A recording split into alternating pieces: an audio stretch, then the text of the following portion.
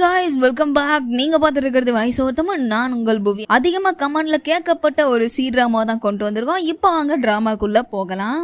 எபிசோடோட ஸ்டார்டிங்லேயே ஒரு குதிரை வண்டியில ஹீரோவும் ஹீரோயினும் போயிட்டு இருக்காங்க. ஆக்சுவலா ஹீரோ யாருன்னு பாத்தீங்கன்னா அரண்மனையில இருக்க ஒரு பெரிய வீட்டு பையன். ஹீரோயின் யார் அப்படின்னு பாத்தீங்கன்னா அந்த அரண்மனையில வேலை செய்யற ஒரு வேலைக்கார பொண்ணு. இவங்க ரெண்டு பேரும் தப்பிச்சு ஓடிட்டு இருக்காங்க. அதாவது காதலிச்சு ஓடி போயிட்டு இருக்காங்க. ஹீரோ ஹீரோயினை கூட்டிட்டு அங்கிருந்து அப்படியே ஓடி வந்துட்டு இருக்காரு. இப்படி அவர் வந்துட்டு இருக்கும் போது வழியிலே ஒரு சேவலையும் ஒரு பன்றியும் பாக்குறாரு. இதை பார்த்த உடனே ஏதோ ஒரு பேட் சைனா இருக்கே அப்படின்னு சொல்லிட்டு இந்த வழியில இல்ல நம்ம வேற வழியில போலாம் அப்படின்னு சொல்றாரு. உள்ள இருந்து ஏதோ ஒரு குரல் கேக்குதுங்க. இது ஹீரோயினோட குரலா தான் இருக்கும். இவங்க நம்ம வேற வழியில போலாம் அப்படின்னு சொல்லிட்டு குதிரை வண்டியை திருப்பிட்டு வேற வழியில போக ஆரம்பிக்கிறாங்க. அப்படியே சீனை கட் பண்ணா ஒரு 4 பேர் வாள் வீச்சாளர்களை காட்டுறாங்க. இவங்க மெயினா சண்டை போடுறவங்க, வாள் வீசுறவங்க. அவங்க வச்சிருக்க வாள் எல்லாமே ரொம்ப விலை மதிப்பானது, ரொம்ப கூர்மையானதும் கூட.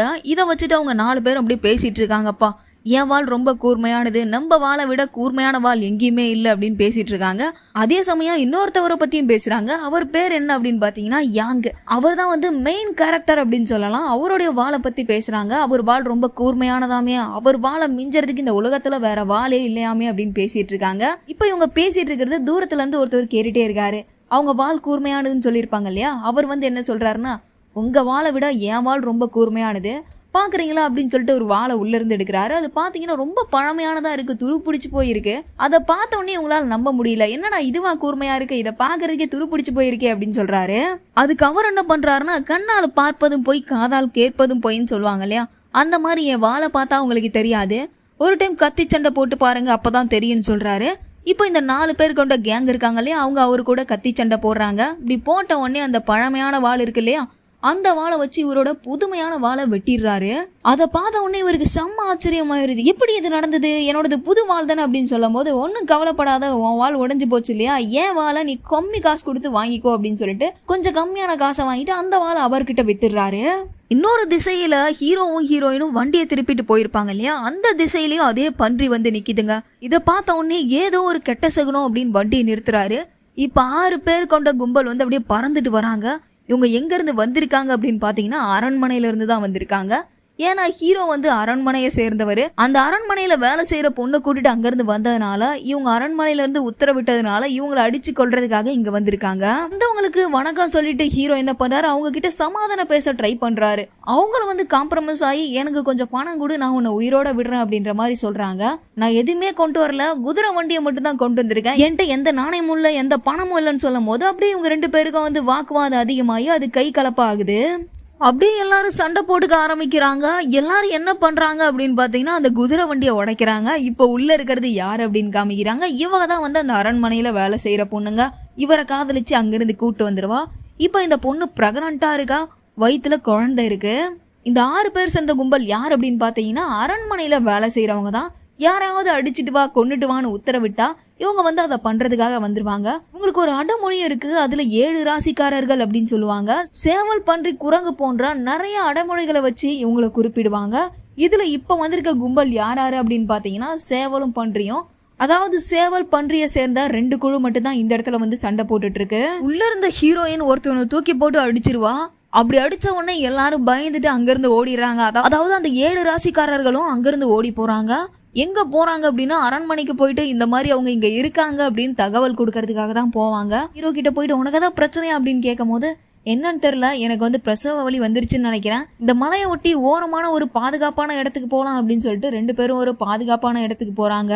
அப்படியே சீனை கட் பண்ணா இந்த 4 பேர் வாழ்வீச்சாளர்கள் இருக்காங்க இல்லையா, இவங்களுக்கு ஒரு ஹெட் இருப்பாரு. அவர் குதிரையில அந்த இடத்துக்கு வராரு.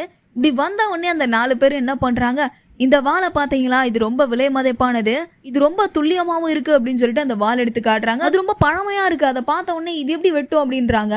பாக்குறதுக்கு இப்படிதான் இருக்கும், வாள் சண்டை போட்டு பார்க்கலாம் அப்படின்னு சொல்லிட்டு அவருடைய வாள் எடுத்து இந்த பழமையான வாளை வெட்டின உடனே அந்த வாள் உடஞ்சு போகுது. இப்பதான் அவங்கள ரியலைஸ் பண்றாங்க, என்னடா இது, நம்ம வீசும் போது ஒண்ணுமே நடக்கல, அவர் வீசும் போது இந்த வாள் செம்மையா ஒர்க் ஆச்சு அப்படின்ட்டு அவரை போயிட்டு நேர்ல பாக்குறதுக்காக போறாங்க. இன்னொரு பக்கம் அந்த அரண்மனையில வேலை செஞ்சுட்டு இருக்க ஒரு பையன் என்ன பண்றான், இந்த மாதிரி அரண்மனையில இருந்து ஹீரோவும் ஹீரோயினும் தப்பிச்சு போயிட்டாங்க அப்படின்னு சொல்றாங்க. இதை கேள்விப்பட்ட யான் இருக்காரு இல்லையா, அதாவது யான் இவங்களுக்கு சப்போர்ட்டட், அதாவது ஓடி போனாங்க இல்லையா அவங்களுக்கு சப்போர்ட்டட். அதனால அவங்கள பாக்குறதுக்காக ஒரு பெரிய கோயிலுக்கு போறதுக்கு கிளம்புறாரு. அந்த கோவிலுக்கு வர்றதா தான் இவங்க பேசியிருந்திருப்பாங்க. அந்த கோவிலுக்கு போய் நம்ம வெயிட் பண்ணா அங்க வருவாங்களே அப்படின்னு கிளம்புறாரு. இப்படி கிளம்பும் போது இந்த 4 பேர் இருக்காங்களே, வாள் வாங்கினாங்களே, அவங்க அந்த இடத்துல வந்து இந்த மாதிரி நீங்க கொடுத்த வாள் ஒர்க் ஆகல, அதை நீங்க பயன்படுத்த போது மட்டும்தான் அது ஒர்க் ஆகுது அப்படின்னு சொல்லிட்டு அவருக்கு கொஞ்சம் நாணயத்தை கொடுக்க வராங்க. பட் எனக்கு அதெல்லாம் வேணாம் அப்படின்னு சொல்லிட்டு அவர் அங்கிருந்து கிளம்பிடுறாரு. சீனை கட் பண்ணா ஹீரோவும் ஹீரோயினை தான் காமிக்கிறாங்க. ஒரு பறந்த விரிஞ்ச மலைக்கு மேல அவங்க படுத்திருக்காங்க. பக்கத்துல 2 குழந்தைங்க இருக்காங்க. அவங்க கன்சீவா இருந்தாங்கன்னு சொன்னா இல்லையா, 1.5 மாச கர்ப்பிணி. அவங்களுக்கு 2 ஆண் குழந்தை பிறந்திருக்கு. ஹீரோக்கும் ஹீரோயினுக்கும் ரொம்ப சந்தோஷம். 2 குழந்தை, 2 ஆண் குழந்தைகள். இந்த குழந்தைய எடுத்துட்டு நம்ம நேரா கோவிலுக்கு போகலாம். குழந்தைங்களோட மாமா யான் அங்க வருவாரு. குழந்தைங்களை பார்த்து ரொம்ப சந்தோஷப்படுவாரு அப்படின்னு சொல்லிட்டு கோவிலுக்கு கிளம்புறாங்க. இன்னொரு பக்கம் யான் இருக்காரு இல்லையா, அவர் அந்த கோவிலுக்கு வராரு. ஹீரோவும் ஹீரோயினும் கோயிலுக்கு போறதுக்காக கிளம்பி போயிட்டு இருக்காங்க அந்த குதிரை வண்டியில. இப்ப ஆத்தோரத்துல அந்த 7 ராசிக்காரங்க அரண்மனைக்கு போயிருப்பாங்க இல்லையா, அரண்மனையில இருந்து என்ன உத்தரவிட்டாங்க அப்படின்னா இவங்க 2 பேரையும் கொன்னிடுங்க அப்படின்னு உத்தரவிட்டு இருப்பாங்க. அதனால அந்த 7 ராசிக்காரர்கள் திரும்ப வராங்க. வந்து இவங்க கிட்ட சண்டை போடுறாங்க. ஹீரோயின் என்ன சொல்றாங்க, வேணாம் இவங்க கிட்ட இருந்து எப்படியா தப்பிச்சு போலாம் அப்படின்னு சொல்லும் போது, நான் கோழை கிடையாது, எதிர்த்து சண்டை போடுவேன் அப்படின்னு சொல்லிட்டு சண்டை போடுறாரு. ஒரு கட்டத்துக்கு மேல 6-7 பேர் சேர்ந்து இவர் நெஞ்சிலே அந்த அம்பை பாய்ச்சிடுறாங்க. இவரால எதுவும் பண்ண முடியல, எவ்வளவோ போராடுறாரு. இவங்க எல்லாரும் சண்டை போடும் போது அவர் ஓட்டிட்டு வந்த குதிரை வண்டி உடஞ்சு போகுது. குதிரை தனியா ஓடி போகுது. அந்த குதிரை வண்டி நேரா போய் ஆத்துல விழ போகுது. பட் ஹீரோ அவரோட ஒத்த கையால தூக்கி அந்த வண்டியை சுத்தி தரையில வைக்கிறாரு. இன்னொரு பக்கம் யானை என்ன பண்றாரு, பறந்தே அந்த கோவிலுக்கு வந்து பார்த்தா ஹீரோவும் ஹீரோன்னு அங்க இருக்க மாட்டாங்க. அவங்க வருவாங்கன்னு சொல்லிட்டு அங்கவே உட்காந்து அவங்களுக்காக வெயிட் பண்ணிட்டு இருக்காங்க. இன்னொரு பக்கம் 7 ராசிக்காரர்களுக்கும் ஹீரோக்கும் செம்மையா சண்டை நடக்குது. அவங்க கிட்ட நிறைய ஆயுதம் இருக்குங்க. பட் ஹீரோ கிட்ட ஒரே ஒரு வாள் மட்டும்தான் இருக்கு. அந்த 7 பேரு சேர்ந்து இவரை தாறுமாறா அடிக்கிறாங்க அவங்க வச்சிருக்க ஆயுதத்தால. ஒரு கட்டத்துக்கு மேல ஹீரோவால ஒண்ணுமே பண்ண முடியல. அவங்களோட வலையில சிக்கிக்கிறாரு. இவரை மட்டும் அடிக்காம நம்ம ஹீரோயினையும் சேர்த்து அடிக்கிறாங்க. 2 குழந்தைங்க வேற அந்த இடத்துல இருக்கு. ஹீரோவுக்கும் ஹீரோயினுக்கும் வேற வழி இல்லாம கொல்லதான் போறாங்க அப்படின்னு தெரியுது. வேற வழியே இல்லாம ஹீரோ என்ன பண்றாரு, எங்களை என்ன வேணா பண்ணிக்கோங்க, எங்களை கொன்னாலும் கொன்னுக்கோங்க, ஆனா அந்த 2 குழந்தைங்களை மட்டும் எதுவும் பண்ணாதீங்க அப்படின்னு சொல்றாரு. அந்த 7 ராசிக்காரர்ல அந்த பண்ணி இருக்கான் இல்லையா, அவன் என்ன பண்றான் அப்படின்னா, அந்த குழந்தைங்களை விட்டனா அது வளர்ந்து வந்து எங்களை பழி வாங்கும், அதனால அந்த குழந்தைங்களை விட மாட்டேன், கண்டிப்பா அதுங்களை கொன்னே தீருவேன் அப்படின்னு சொல்லிட்டு அந்த குழந்தைங்க கிட்ட போறாங்க. அப்படியே சீனை கட் பண்ணா கோயில்ல வெயிட் பண்ணிட்டு இருந்தார் இல்லையா யான், அவருக்கு போயிட்டு கொஞ்சம் பேர் தகவல் சொல்றாங்க. இந்த மாதிரி வர வழியில பிரச்சனை ஆயிடுச்சா, அதனால அந்த இடத்துல தான் எல்லாரும் இருக்காங்க. இந்த 7 ராசிக்காரர்களுக்கு அரண்மனையில இருந்து ஹீரோவையும் ஹீரோயினையும் கொல்றதுக்காக உத்தரவிட்டிருக்காங்க அப்படின்னு சொல்றாங்க. இதை கேட்டு உடனே யான் அங்கிருந்து பறந்து போறாரு. இன்னொரு பக்கம் இந்த ஹீரோவும் ஹீரோயினோட குழந்தை இருக்காங்க இல்லையா, அவங்களை கொல்றதுக்காக அவன் கிட்ட போயிடுறான். இப்ப யாரோ பறந்து வராங்க. யார் அப்படின்னு பாத்தீங்கன்னா அரண்மனையில இருந்து ஒரு பொண்ணு வரா.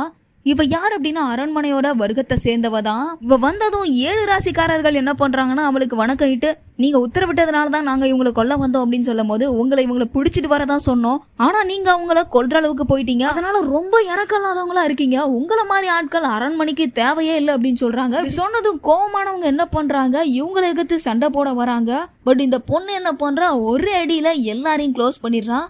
அவங்க வாயிலிருந்து ரத்தம் கக்கி செத்து போறாங்க. அரண்மனையில இருந்து வந்தா இல்லையா அந்த பொண்ணு, அவ என்ன பண்றா, நேரா ஹீரோ கிட்ட போயிட்டு, நீ பண்ணது தப்பு தானே, இந்த மாதிரி வேலை செய்யற பொண்ணை கூட்டிட்டு அங்கிருந்து ஓடி வரலாமா, உன்னைய நினைச்சிட்டு வாழ்ந்துட்டு இருந்தா என்னோட கதை என்ன ஆகுறது அப்படின்னு கேக்குறா. ஆக்சுவலா இவ வந்து இவரை காதலிச்சிட்டு இருக்கா அப்படின்றது இவருக்கு தெரியவே தெரியாது. இவரும் அந்த பொண்ணு இருக்கா இல்லையா, அரண்மனையில வேலை செஞ்ச பொண்ணு இருக்கா இல்லையா ஹீரோயின், அவங்க 2 பேரும் தான் பல ஆண்டுகளா நேசிச்சிட்டு இருந்தாங்க. இந்த மாதிரி ஒன்னே நினைச்சிட்டு இருந்தா என்ன விட்டுட்டு இந்த பொண்ணை கூட்டு வந்துட்டியே அப்படின்னு சொல்லிட்டு அவ வருத்தப்பட்டு பேசிட்டே இருக்கா. பட் ஹீரோயினும் ஹீரோவும் என்ன பண்றாங்கன்னா அவ காலில் விழுந்து கும்பிட்டு எங்களை எப்படியாவது காப்பாத்துங்க அப்படின்னு கேக்குறாங்க. ஹீரோயின் என்ன பண்றா, என்ன கூட விட்டுருங்க, நான் இப்படியே எங்கேயாவது போயிடுறேன், இவரையும் குழந்தைங்களையும் காப்பாத்தினா மட்டும் எனக்கு போதும் அப்படின்னு சொல்லிட்டு அழுகிறா.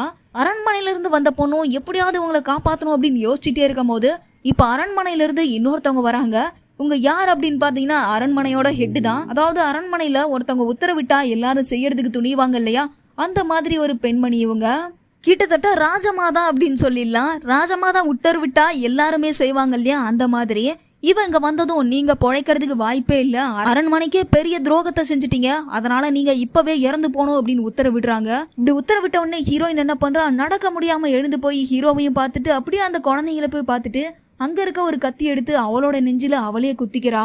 அவ குத்திட்டு இறந்து போன வருத்தம் தாங்க முடியாத ஹீரோ என்ன பண்றாரு, மெதுவா நடக்க முடியாம நகர்ந்து போயிட்டு அவளை தொட போறாரு. பட் ராஜமாதா என்ன பண்றாங்கன்னா அவரை தூக்கி எறிஞ்சிட்டு, அவளை தொட கூட நீ முயற்சி பண்ண கூடாது, நம்ம தொடர்றது கூட அவ தகுதியானவ இல்ல அப்படின்னு சொல்றாங்க. இப்படி சொன்னது ஹீரோ என்ன பண்றாரு, மெதுவா சிரிச்சுக்கிட்டே எழுந்து, அவளை தொடர்றது கூட தகுதி இல்லைன்னு சொல்லி தானே என்ன பிரிச்சு வச்சீங்க, அவளை சாக சொன்னீங்க. இப்ப நானும் இறந்து போயிட்டா எங்க 2 பேரும் யாராலையும் பிரிக்க முடியாது இல்ல, அங்க போயிட்டு நாங்க சந்தோஷமா வாழ்வோம் இல்லையா அப்படின்னு சொல்லிட்டு அவரோட கையாலே அவரை நெஞ்ச குத்தி அங்கவே இறந்து போறாரு. இப்படி இறந்து போனதும் ஹீரோ ஒரு பொண்ணு லவ் பண்ணிட்டு இருந்தாலே அங்க வந்தாலே அவ என்ன சொல்றா அப்படின்னா, இந்த மாதிரி அநியாயமா கொன்னுட்டீங்களே, 2 பேரும் ஒருத்தவங்க நேசிச்சாங்க, அவங்கள வாழ விடாம கொன்னுட்டீங்களே அப்படின்னு கேட்கும் போது அப்பதான் இவ என்ன சொல்றா, என்னால எதுவுமே பண்ண முடியாது, அப்போல இருந்து நம்ம கடைபிடிச்சிட்டு வர அரண்மனை விதியை மீறிட்டாங்க, இவங்களை மட்டும் விட்டா அப்படின்னா என்னோட உயிருக்கே ஆபத்தாயிரும், அதனால இவங்களை கொல்றதை தவிர வேற வழியே எனக்கு தெரியல அப்படின்னு சொல்லி அழுகுறாங்க. இதை கேட்ட அந்த பொண்ணு என்ன பண்றா, இப்பதான் உங்க வழி என்னன்னு எனக்கு புரிஞ்சுது அப்படின்னு சொல்லிட்டு அவங்களை கட்டி பிடிச்சி அழுகிறா. இப்ப நம்ம என்னதான் பண்றது, இவங்களை இப்படியே விட்டுட்டு போறதா, அந்த குழந்தை அங்கவே கிடக்கட்டுமா அப்படின்னு யோசிக்கும் போது 2 பேரும் முடிவு பண்ணி 2 குழந்தையில ஒரு குழந்தைய அங்கிருந்து எடுத்துட்டு போயிடுறாங்க. இப்ப யான் இந்த தகவல் தெரிஞ்சு அங்க வந்தாரு இல்லையா, அவர் வந்து பார்த்தா இந்த 7 ராசிக்காரர்கள்ல பாதி பேர் இறந்து கிடக்குறாங்க, இன்னொரு பக்கமும் ஹீரோவும் ஹீரோயினும் இறந்து கிடக்கிறத பாக்குறாரு. இதை பார்த்து ரொம்ப வருத்தப்படுறாரு, அவங்கள பிடிச்சி அழுகிறாரு. அந்த குதிரை வண்டியில போய் பார்த்தீங்கன்னா ஒரே ஒரு குழந்தை தான் இருக்கு, ஒரு குழந்தை அங்க இல்லவே இல்லை. இவருக்கு தெரியாதுங்க 2 குழந்தை பிறந்திருக்கு அப்படின்னு சொல்லிட்டு, ஹீரோக்கும் ஹீரோயினுக்கு மட்டும் தான் தெரியும் 2 குழந்தை பிறந்தது அப்படின்னு. அப்புறம் இந்த அரண்மனையில இருந்து 2 பெண்கள் வந்தாங்க இல்லையா, அந்த 2 பெண்களுக்கு மட்டும்தான் தெரியும் ஹீரோக்கும் ஹீரோயினுக்கும் 2 குழந்தை பிறந்தது அப்படின்னு. யானுடைய ஆட்கள் காட்டு பகுதியில இவங்களை தேடி போயிருப்பாங்க இல்லையா, அந்த இடத்துல அவங்க நாயையும் குரங்கையும் பாக்குறாங்க. இத பார்த்த உடனே அவங்க கணிச்சிடுறாங்க, இங்க 7 ராசிக்காரர்கள் இருக்காங்க, நாயோட குடும்பத்தை சேர்ந்தவங்களும் குரங்கோட குடும்பத்தை சேர்ந்தவங்களும் இருக்காங்கன்றத கணிச்சு மரியாதையா வெளியில வாங்க, ஹீரோவும் ஹீரோயினும் எங்க அப்படின்னு கேட்டுட்டு இருக்காங்க. இப்படி கேட்டுட்டு இருக்கும் போது இவங்க 2 பேருக்கும் கை கலப்பாயி பயங்கரமா சண்டை போட்டுக்க ஆரம்பிக்கிறாங்க. இந்த டைம்ல இவங்க 2 பேரையும் எப்படியோ அவங்க அடிச்சு போட்டுறாங்க. என்ன பண்றதுன்னு தெரியாம யோசிச்சுட்டு இருக்கும் போது இப்போ யான் அந்த இடத்துல என்ட்ரி கொடுத்து இந்த மாதிரி அவங்கள கொன்னது யாரு அப்படின்னு கேக்குறாரு. அப்ப அந்த 7 ராசிக்காரர்கள்ல குரங்கும் நாயும் என்ன சொல்றாங்க அப்படின்னா, நாங்க அவங்கள கொல்லவே இல்ல, அரண்மனையில 7 ராசிக்காரர்கள்ல குரங்கையும் பன்றியும் தான் அவங்கள கொல்றதுக்காக அனுப்பி வச்சாங்க, எங்களுக்கும் அதுக்கும் சம்பந்தமே இல்லை அப்படின்னு சொல்றாங்க. ரொம்ப ஆத்திரத்துல இருந்த யான் என்ன பண்றாரு அப்படின்னா, அந்த 7 ராசிக்காரர்கள்ல குரங்கு இருப்பான் இல்லையா, அவனுடைய 2 கண்ணையும் நோண்டி விட்டுறாரு. இங்க இருக்க குரங்கும் பன்றி அந்த 7 ராசிக்காரர்கள் என்ன சொல்றாங்க அப்படின்னா, அரண்மனையில இருந்து தான் இவங்களை கொல்றதுக்கு திட்டமிட்டு அனுப்புனாங்க, எங்களுக்கு இதுக்கு சம்பந்தமே இல்ல, அந்த பெரிய காட்டு பகுதி இருக்கு இல்லையா, அங்கதான் அவங்க ஒளிஞ்சிருக்கிறதா கேள்விப்பட்டேன் அப்படின்னு சொல்லியிருப்பாங்க இல்லையா. அதனால இவர் என்ன பண்றாரு அப்படின்னா, ஹீரோவையும் ஹீரோயினையும் தூக்கி வண்டியில போட்டு வீட்டுக்கு கொண்டு வந்து அங்க இருக்க பூக்கள்லாம் எடுத்து அவங்க முகத்துல கொட்டி சமாதி பண்றாரு. இது முடிச்சுட்டு அந்த குழந்தைய கூட்டு போயிட்டு அவரோட மனைவி கிட்ட கொடுக்குறாரு. கொடுத்துட்டு நேரா அந்த காட்டுக்கு தாங்க போறாரு. ஆல்ரெடி யானோட ஆட்கள் சொல்லியிருப்பாங்க, அந்த காட்டு பகுதியில எங்க இருந்து யார் வந்து எப்படி தாக்குவாங்கன்னு தெரியவே தெரியாது, அதனால யாருமே அங்க போயிட்டு உயிரோட திரும்ப வந்ததே இல்லைன்னு சொல்றாங்க. எல்லாத்தையும் கேட்டுட்டு எல்லாத்துக்கும் துணிஞ்சு யான் அங்க போறாரு. இவர் மட்டும் தனியா போல, இவங்க 2 பேரையும் உடல்களையும் எடுத்துட்டு தான் அங்க போறாரு. இவங்க சொன்ன மாதிரி அங்க வாழ்வீச்சாளர் நிறைய பேர் இருக்காங்க, இவர்கிட்ட வந்து சண்டை போடுறாங்க. பட் நான் உங்ககிட்ட சண்டை போட வரல, சமாதானம் பேச தான் வந்திருக்கேன், இந்த மாதிரி உங்களுக்கு கொன்னது யாரு அப்படின்னு கேக்குறாங்க. அங்க இருக்கவங்க எல்லாம் என்ன சொல்றாங்க, நாங்க சத்தியமா இதை பண்ணவே இல்லை, இதை பண்ணது யாருன்னு எங்களுக்கு சத்தியமா தெரியாது அப்படின்னு சொல்றாங்க. இப்போதான் யானுக்கு யோசனையா இருக்கு, இதை யார் பண்ணிருப்பா அப்படின்னு யோசிக்கிறாரு. அப்படியே இந்த எபிசோட முடிச்சிடுறாங்க. நெக்ஸ்ட் எபிசோட்ல அரண்மனையை சேர்ந்த ஒருத்தவர் அரண்மனையில வேலை பார்க்குற பொண்ணை எப்படி நேசிச்சாரு அப்படின்னு பார்க்கலாம். அப்படியே இந்த டிராமா உங்களுக்கு பிடிச்சிருக்கா இல்லையா, கண்டினியூ பண்ணலாமா வேணாமா அப்படின்னு சொல்லிட்டு மறக்காம கமெண்ட்ல சொல்லிட்டு போங்க. நீங்க கண்டினியூ பண்ணலான்னு சொன்னா மட்டும்தான் இதை நான் கண்டினியூ பண்ணுவேன். நெக்ஸ்ட் வீடியோல சந்திக்கலாம். திஸ் இஸ் புவி, தென் பாய்.